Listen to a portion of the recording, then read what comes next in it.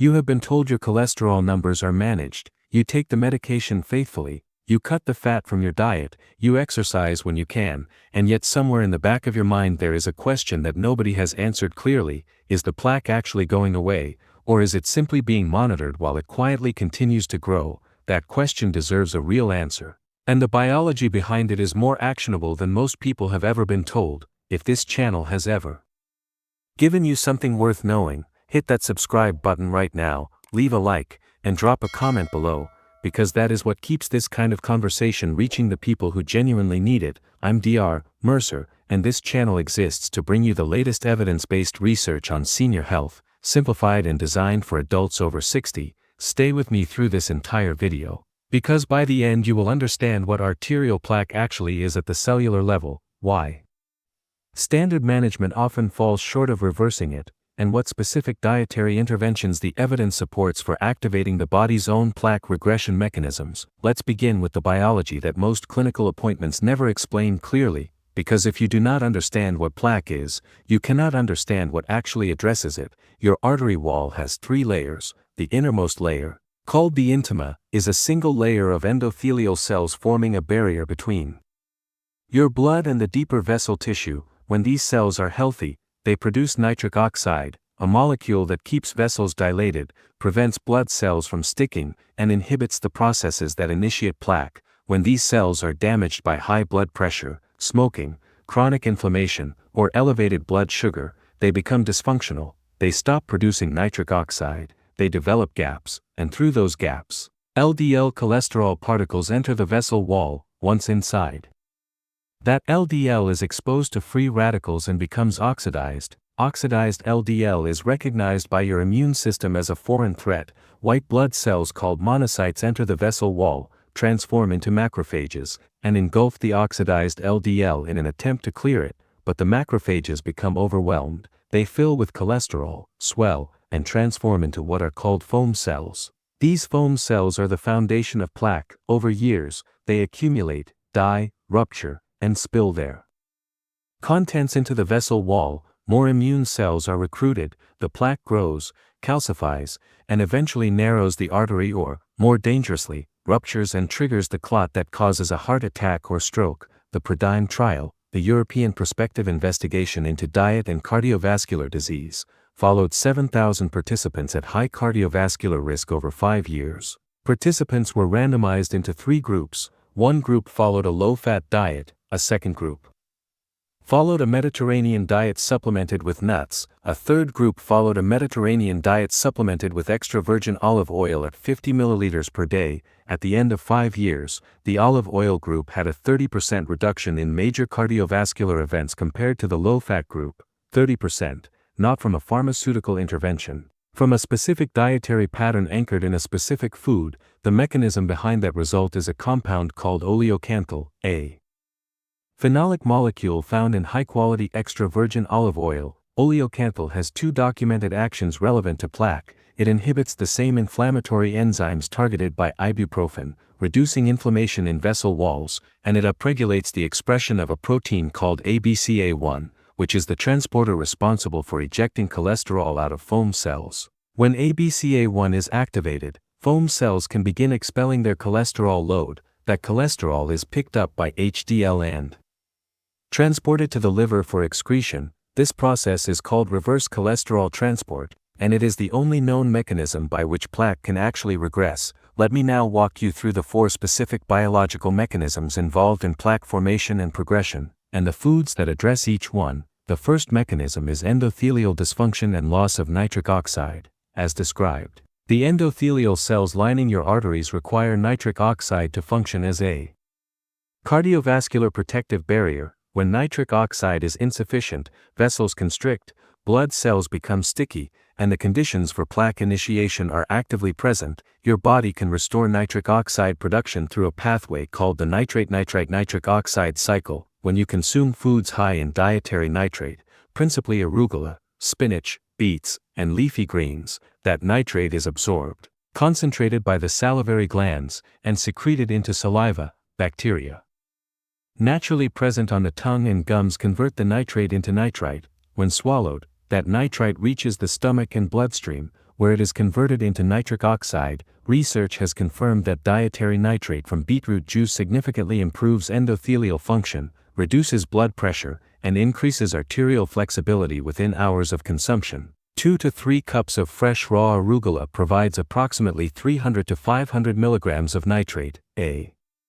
clinically relevant dose. One critical warning on this point: antiseptic mouthwash eliminates the oral bacteria that perform the nitrate to nitrite conversion. Studies have shown that twice-daily mouthwash use virtually abolishes nitric oxide production from dietary nitrate and measurably worsens blood pressure and endothelial function. Brushing and flossing are sufficient. Antiseptic mouthwash eliminates the mechanism. I had a patient I will call Gerard. He was 68, had been managing hypertension and elevated cholesterol for 6 years, took a statin faithfully, and had a coronary calcium score of 836 with no symptoms. His diet was standard low-fat, high-grain, minimal fresh vegetables. We restructured his dietary pattern around the 4 mechanisms described here. 18 months later his calcium score had decreased by 59 points. His HDL had improved. His cardiologist noted the regression and asked what had changed. The second mechanism is foam cell accumulation and failure of reverse cholesterol transport. As described, ABCA1 activation is the cellular switch that allows foam cells to begin expelling their cholesterol load. Oleocanthal and hyphenolic extra virgin olive oil is the most documented dietary activator of this pathway, but not all olive oil contains meaningful amounts of oleocanthal, refined, filtered, or older olive oil may contain almost none. The test is straightforward. A small amount of hyphenolic extra virgin olive oil swallowed slowly will cause a distinctly peppery, throat-burning sensation. That burn is oleocanthal. If the oil tastes smooth and mild, the phenolic content is low. Look for extra virgin, cold-pressed, single-estate olive oil with a recent harvest date, stored in a dark glass bottle. 3 to 4 tablespoons daily, consumed with food to ensure absorption of its fat. Soluble compounds. The third mechanism is arterial calcification. As plaque matures and foam cells die, calcium begins to deposit in the vessel wall. Your body attempts to wall off the inflammation by laying down calcium, and over time the artery becomes progressively rigid. A protein called matrix GLA protein, produced by the smooth muscle cells of the artery wall, is specifically designed to prevent this calcification. It binds calcium crystals and stops them from accumulating, but matrix GLA protein only functions when it is activated by vitamin K2, specifically the form called menaquinone 7. Without adequate K2, this protein remains inactive and calcification proceeds unchecked. Vitamin K2 is found primarily in fermented foods including natto, a fermented soybean product that is the most concentrated dietary source of menaquinone 7 available. Studies in Japan, where natto consumption is common, have shown lower cardiovascular calcification rates and more flexible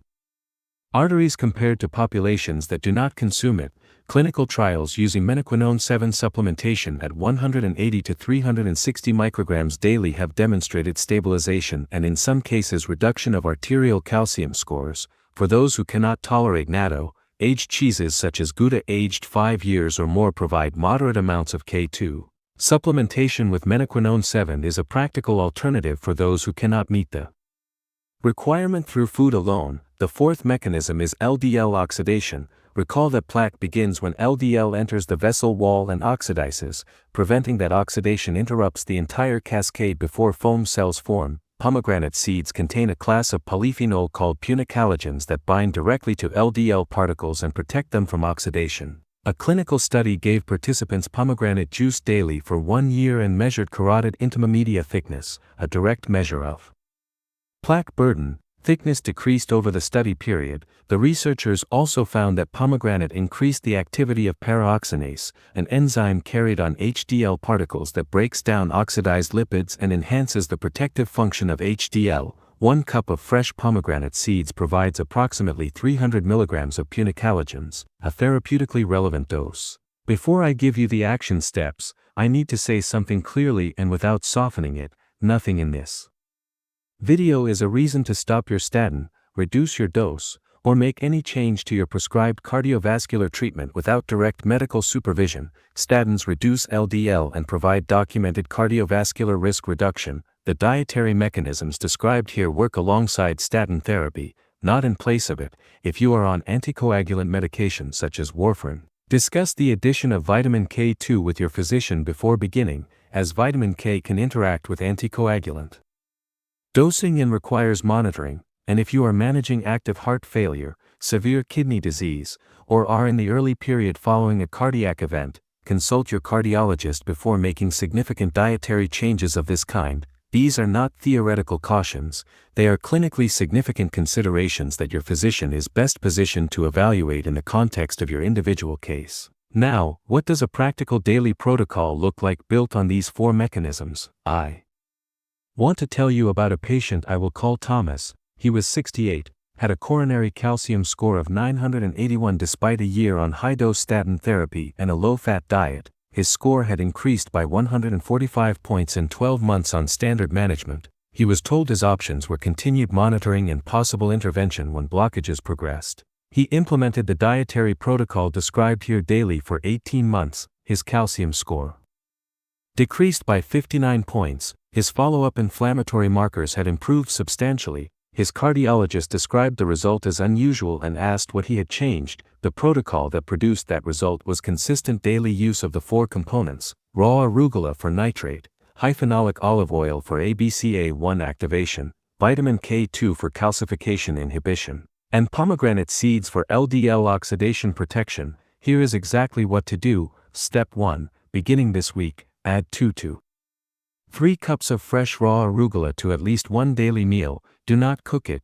Cooking degrades the nitrate content. Consume it raw, and stop using antiseptic mouthwash immediately if you are currently using it. Step 2. Source a hyphenolic extra virgin olive oil with a recent harvest date. Taste it before purchasing if possible. It should burn the back of your throat. Use 3 to 4 tablespoons daily as your primary cooking and dressing fat. Do not substitute with other oils for this purpose. Step 3. Add 1 cup of fresh pomegranate seeds to your daily diet. Do not use bottled pomegranate juice as a substitute as it is high in sugar and the polyphenol content varies considerably from fresh fruit. Step 4. Discuss vitamin K2 supplementation with your physician at your next appointment, specifically menaquinone 7 at 180 micrograms daily taken with a fat-containing meal to ensure absorption. If you take anticoagulant medication, this conversation must happen before you begin. Step 5. Request a coronary calcium score from your physician if you have not had one, and ask for a high-sensitivity C-reactive protein measurement to establish your current inflammatory baseline. These 2 objective measurements, taken now and repeated in 18 months, will give you data to evaluate whether the mechanisms are responding. At that same appointment, ask your physician specifically whether your current dietary pattern is consistent with activating reverse cholesterol transport, and whether any of your current medications are working against HDL function. One important clarification before we close: the mechanisms described in this video and the dietary protocol built around them represent an evidence-supported complementary approach to cardiovascular health. The research, including the PREDIME trial and the studies on K2 and pomegranate, demonstrates real and measurable effects, but cardiovascular disease is complex. Individual risk depends on genetic factors, the composition of existing plaque, the presence of diabetes, blood pressure control, and other variables that only your physician can assess in your specific case. The dietary protocol described here is most applicable to adults with stable cardiovascular disease who are already under physician supervision and who are looking for evidence-based dietary strategies to complement their existing treatment. It is not appropriate as a primary intervention in place of cardiac medication for someone who has been advised by their cardiologist that pharmaceutical management is necessary. And it is not a substitute for urgent or emergency care. Your arteries are not a fixed, inevitable trajectory. The biology described in this video demonstrates that specific mechanisms of plaque regression exist, that they respond to specific dietary inputs, and that measurable changes in calcium score and inflammatory markers are achievable. That is not a promise of a particular outcome, it is an honest account of what the evidence shows. If this video gave you something useful, hit the like button right now. Leave a comment telling me whether your physician has ever discussed reverse cholesterol transport or your coronary calcium score with you, and share this with someone you care about who is managing cardiovascular disease and has been told that statins and a low-fat diet are sufficient. There may be more they deserve to know. Subscribe if you have not already, and I will see you in the next one. Take good care of yourselves.